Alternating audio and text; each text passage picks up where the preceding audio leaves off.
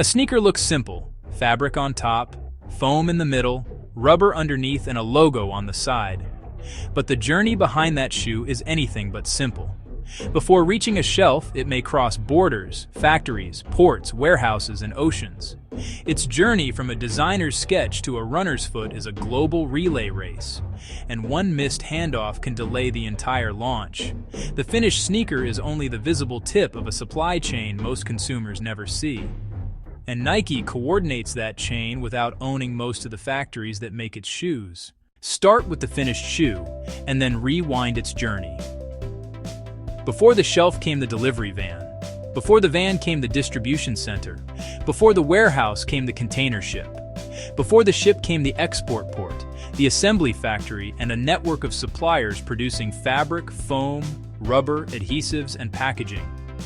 And at the beginning of that chain is a design studio in Oregon, where the physical journey starts as a digital idea.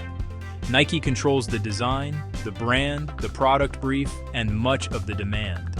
But the factories, machinery, and production workers usually belong to independent manufacturing partners. Designers begin with sketches, athlete feedback, and the performance problem the shoe must solve. They create digital models, build early prototypes, and test fit, cushioning, traction, durability, and movement with athletes. Once the design is approved, it becomes a technical specification. The blueprint every supplier and factory must follow. The specification defines the weight, color, shape, material, tolerances, and exact position of every component and stitch. The real challenge is not making one excellent prototype. It is making the 10,000th pair perform like the first.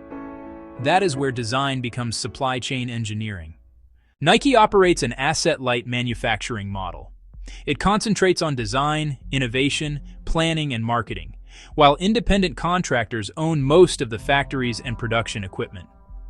Think of Nike as the conductor of an orchestra.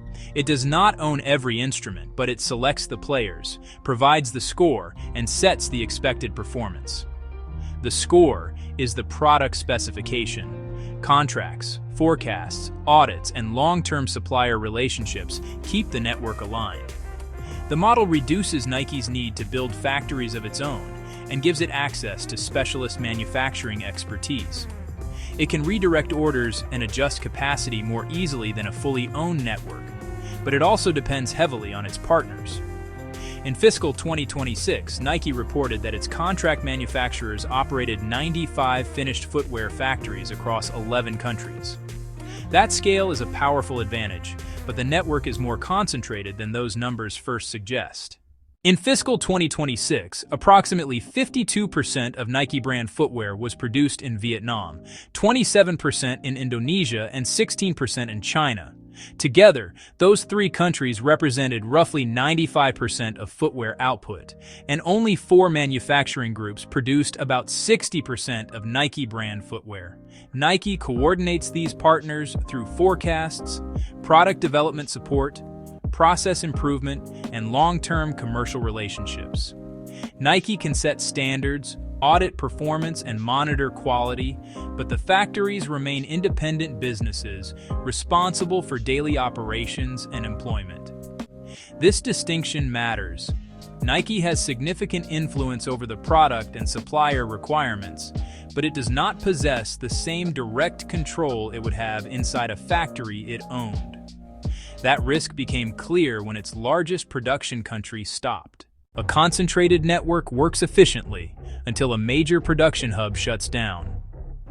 In 2021, pandemic restrictions forced many factories in southern Vietnam to suspend operations. Because Vietnam produced more than half of Nike brand footwear, the disruption immediately became a global inventory problem.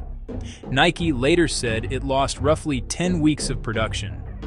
And reopening the factories did not instantly repair the pipeline.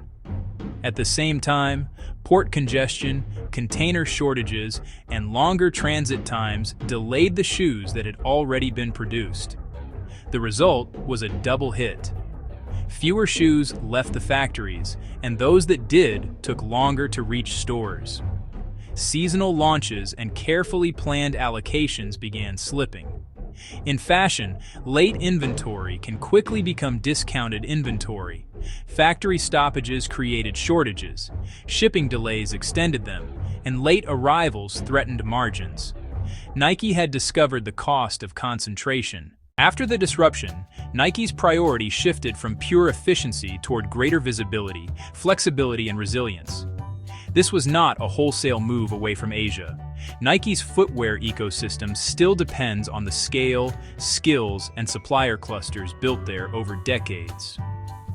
The more practical objective was to detect problems earlier and reduce dependence on any single factory, supplier, or logistics route. Better tracking could reveal where materials and finished products were delayed, while qualified alternatives could provide options when a supplier or route became unavailable. For high-priority products, the resilience principle is straightforward. Avoid designing a supply chain that only one facility can execute. But duplicating production requires extra tooling, training, and quality validation. Nike also expanded automation and regional distribution capabilities to process both wholesale replenishment and growing volumes of individual online orders. The aim was not to eliminate disruption. It was to build a network that could see disruption sooner, redirect inventory faster, and recover with less damage. At the same time, Nike accelerated its direct-to-consumer strategy through its websites, apps, and company-owned stores. Direct channels gave Nike richer signals about what consumers searched for, viewed, and purchased, data that could feed demand planning and inventory decisions. In theory, the loop is powerful. Consumer interest updates the forecast guides inventory allocation, and inventory is positioned closer to expected demand. When it works, this feedback loop can improve availability, reduce excess inventory, and increase the share of products sold at full price. But direct-to-consumer retail also changes the physical economics of the supply chain. Selling one pair at a time is very different from shipping pallets to retailers. Wholesale consolidates thousands of pairs into large shipments sent to relatively few destinations. DTC breaks that volume into millions of small orders sent to individual addresses. That requires more picking, packaging, parcel transport, customer service, and returns processing. A higher gross margin does not automatically create a simpler or cheaper supply chain. Nike's direct strategy also produced a more fundamental miscalculation. It began treating some wholesale partners as costs to remove rather than capabilities to use. Nike reduced distribution through many retailers as it concentrated on its own channels and a smaller group of strategic partners. The objective was greater control and a more premium presentation. But retailers were doing more than processing transactions. They provided local availability, product discovery, comparison shopping, and convenience. As Nike's presence narrowed, competitors gained more opportunities to meet shoppers inside stores and marketplaces where purchase decisions were already being made. Nike eventually began rebuilding wholesale relationships and restoring a more balanced marketplace strategy. The lesson mirrors Nike's manufacturing model. A company does not need to own every capability, but it must recognize which partners create value that is difficult to replace. Nike's playbook offers 5 lessons. Control what differentiates the brand. Treat suppliers as strategic capabilities. Distinguish influence from ownership. Diversify critical nodes and routes, and never remove a partner before understanding the value it creates. Once production is complete, every pair is inspected, boxed, and packed into larger export cartons. Those cartons move by truck to a port and usually begin the longest part of the journey by sea. At the destination, distribution centers split the flow. Wholesale inventory moves in large quantities to retailers. DTC inventory is picked one order at a time for individual consumers. The commercial channel changes, but the network behind the shoe remains extensive. Direct selling may increase control and margin, yet it also adds fulfillment, delivery, and returns complexity. By the time a sneaker reaches the shelf, its global journey has disappeared from view. Behind it stand designers, material engineers, factory workers, quality teams, planners, port operators, warehouse employees, retailers, and data systems coordinating decisions across the world. The shoe is not the supply chain, it is the final physical result of the supply chain.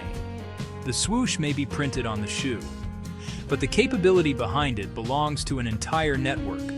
And Nike's real advantage is its ability to make that network operate like one company. This is CPG Supply Chain, where we uncover the hidden systems behind the world's most powerful brands. Subscribe to learn more about CPG Supply Chain.